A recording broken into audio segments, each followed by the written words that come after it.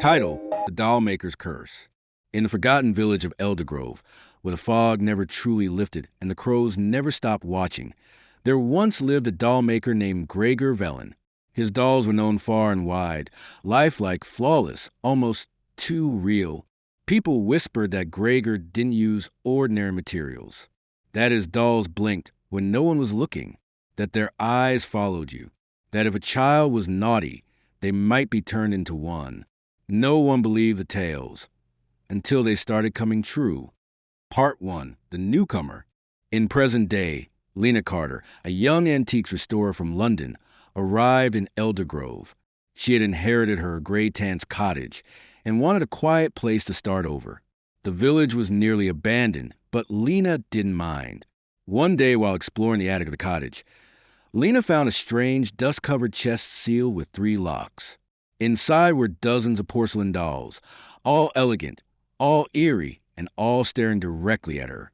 One doll stood out, a girl with golden hair, a green dress, and glass eyes that shimmered unnaturally. In its hand was a tiny paper tag. It read, "Eliza, 1893, naughty but sweet." Lena laughed nervously.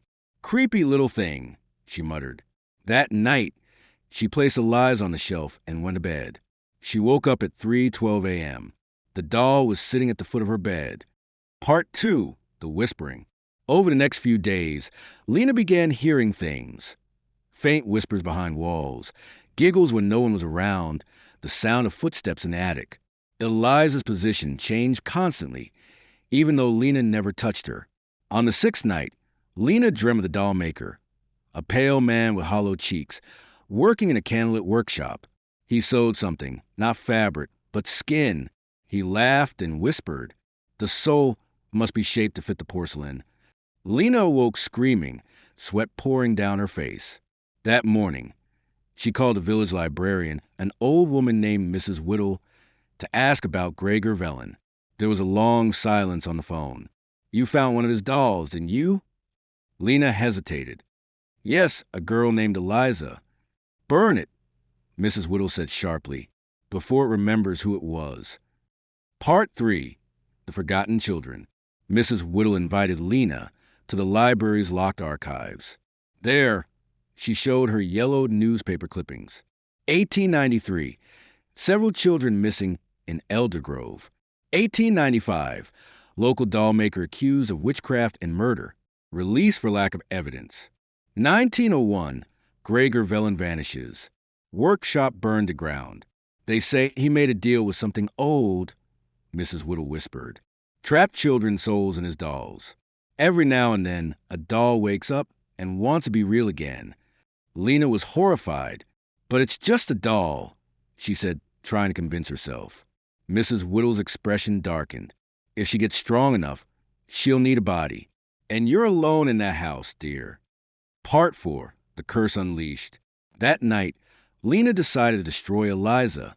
She grabbed the doll, stuffed it into the fireplace, and lit the match. The flames danced, but the doll did not burn. Instead, it screamed.